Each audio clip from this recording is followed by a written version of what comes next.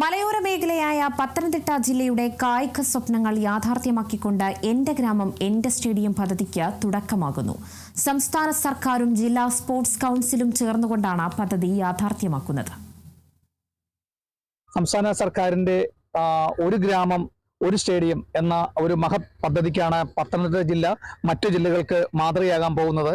കൂടുതൽ വിവരങ്ങൾ പത്തനംതിട്ട ജില്ലാ sports council president K Anilkumar എങ്ങനെയാണ് ഇതിന്റെ ഈ പദ്ധതികളെ വിഭാവനം ചെയ്യുന്നത്?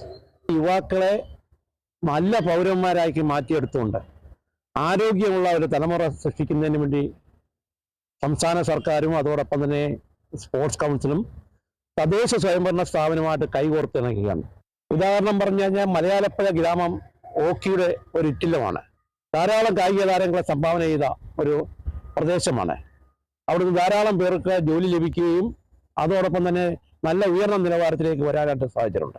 ചില പ്രദേശങ്ങളിൽ ഫുട്ബോളാകാം, വോളിബോളാകാം, ഇങ്ങനെയുള്ള താല്പര്യങ്ങൾ മനസ്സിലാക്കിക്കൊണ്ട് അതാത് പഞ്ചായത്തുമായി സഹകരിച്ചുകൊണ്ട് പഞ്ചായത്തിന്റെ നിലവിലുള്ള സ്റ്റേഡിയങ്ങൾ അത് നല്ല രീതിയിൽ ഉയർത്തിക്കൊണ്ടുവരുവാനായിട്ട് അത് ആ പ്രദേശത്തെ അഭിരുചിക്കനുസരിച്ചുള്ള സ്റ്റേഡിയം നിർമ്മിക്കുന്നതിനുള്ള ബൃഹത്തായ ഒരു പദ്ധതിക്കാണ് തുടക്കം കുറിച്ചിരിക്കുന്നത്.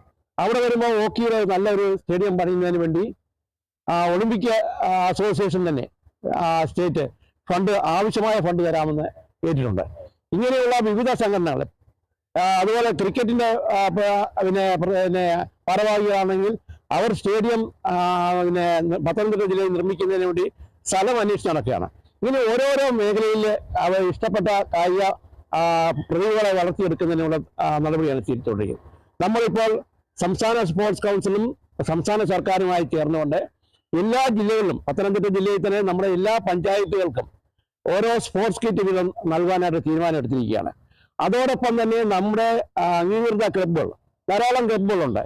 ആ ക്ലബ്ബുകൾക്ക് പ്രോത്സാഹനം എന്ന നിലയിൽ 10,000 രൂപയുടെ കിറ്റ് നൽകുന്നതിന് വേണ്ടി സർക്കാർ അതിനുള്ള നടപടികൾ സ്വീകരിച്ചു. അതിൽ അപേക്ഷകൾ ക്ഷണിച്ചുകൊണ്ടിരിക്കുകയാണ്. അതായത് പരിശീലനത്തിന് തയ്യാറായിട്ടുള്ള അല്ലെങ്കിൽ അന്താരാഷ്ട്ര അല്ലെങ്കിൽ സ്റ്റേറ്റ് നിലവാരം അല്ലെങ്കിൽ ആ നിലവാരത്തിലേക്ക് ഉയർന്നു വന്നിട്ടുള്ള കുട്ടികൾക്ക് പരിശീലനം കൊടുക്കുവാൻ തയ്യാറായിട്ട് മുന്നോട്ട് വന്നവർക്ക് 15,000 രൂപ ഓണറേറിയം കൊടുത്തുകൊണ്ട് ഓരോ പഞ്ചായത്തിലും ആ പരിശീലന കേന്ദ്രങ്ങൾ കൂടി ആരംഭിക്കാൻ വേണ്ടി പോവുകയാണ്. ഇത് ഏതൊക്കെ ഗ്രാമപഞ്ചായത്തുകളിലാണ് ആദ്യമായിട്ട് ഇത് ഇംപ്ലിമെന്റ് ചെയ്യുന്നത്? ഏറ്റവും ആദ്യം തന്നെ നമ്മുടെ മലയാലപ്പുഴ, അതുപോലെ KT ചാക്കോയുടെ നേതൃത്വത്തിൽ അവിടെ പരിശീലനം നടന്നുകൊണ്ടിരിക്കുകയാണ്. അതോടൊപ്പം തന്നെ മറ്റ് മലയോര പ്രദേശങ്ങൾ ചിറ്റാർ ഉൾപ്പെടെയുള്ള മലയോര പ്രദേശങ്ങളിലൊക്കെ തന്നെ സ്റ്റേഡിയവുമായി ബന്ധപ്പെട്ട എല്ലാ അടിസ്ഥാന സൗകര്യങ്ങളും ചെയ്യുന്നുണ്ട്. ഏതെങ്കിലും പഞ്ചായത്ത് തന്നെ നമുക്കതിന് കടമനാട്, അരുവാപ്പലം, അരുവാപ്പലം തുടങ്ങി എല്ലാ പഞ്ചായത്തുകളും. അതിനകത്ത് യാതൊരുവിധ കക്ഷി രാഷ്ട്രീയവും നോക്കാതെ നമുക്ക് കായിക താരങ്ങളെ വളർത്തിയെടുക്കുന്നതിന് നമുക്ക് എന്തെല്ലാം ചെയ്യാമോ മലയോര ജില്ലയിലെ ഇപ്പോഴത്തെ അവസ്ഥയിൽ നിന്ന് നമുക്ക് ഈ കായിക രംഗത്ത് കായിക ഭൂപടത്തിൽ മലയോര ജില്ലയെ വളരെ മുന്നോട്ട് കൊണ്ടുവരാനുള്ള പ്രവർത്തനങ്ങളുമായി നമ്മൾ മുന്നോട്ട് പോകാൻ അനീഷ് സാറിന്റെ നേതൃത്വം നല്ല ടീം തന്നെ ഇവിടെ പ്രവർത്തിക്കുന്നു. അപ്പൊ ഇതുമായി ബന്ധപ്പെട്ട ഒരു സൊസൈറ്റി തന്നെ ഞങ്ങൾ രൂപീകരിക്കാൻ വേണ്ടി തയ്യാറാകാൻ പോവുകയാണ്.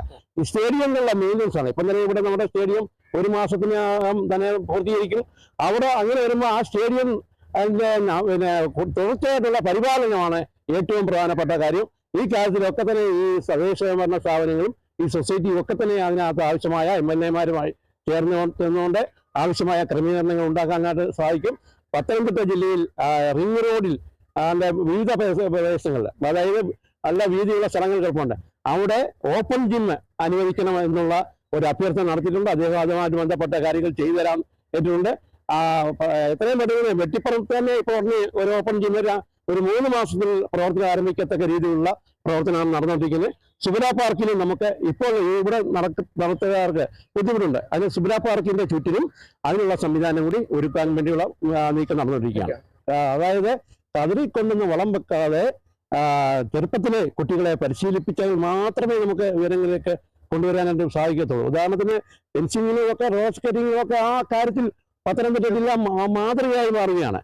അപ്പൊ അവർക്കും ആവശ്യമായ കാര്യങ്ങൾ ഫെൻസിങ്ങിന്റെ ഗ്രാമം തന്നെ നമ്മൾ വളർത്തിയെടുക്കാനായിട്ട് പത്തനംതിട്ട ജില്ലയിൽ ഒരു ഫെൻസിങ്ങിന്റെ ഗ്രാമം തന്നെ നമുക്ക് വളർത്തിയെടുക്കാനായിട്ടുള്ള പ്രവർത്തനമാണ് നടന്നുകൊണ്ടിരിക്കുന്നത്. അങ്ങനെ ഒട്ടേറെ വികസന പ്രവർത്തനങ്ങളാണ് മലയോര ജില്ലയിൽ തുടർ മാസങ്ങളിൽ തുടർ വർഷങ്ങളിൽ പത്തനംതിട്ട ജില്ലാ സ്പോർട്സ് കൗൺസിൽ ത്രിതല പഞ്ചായത്തും സംസ്ഥാന സർക്കാരുമായി ചേർന്ന് ആലോചിച്ച് ഒരു ബൃഹത് പദ്ധതി സംസ്ഥാനത്തിന് മാതൃകയായി ഇവിടെ തുടക്കം കുറിക്കുന്നത്. പത്തനംതിട്ടയിൽ നിന്നും കേരള വിഷൻ ന്യൂസിന് വേണ്ടി പ്രദീപ് അങ്ങാടിക്കലിനൊപ്പം പ്രസാദ് MJ, പത്തനംതിട്ട.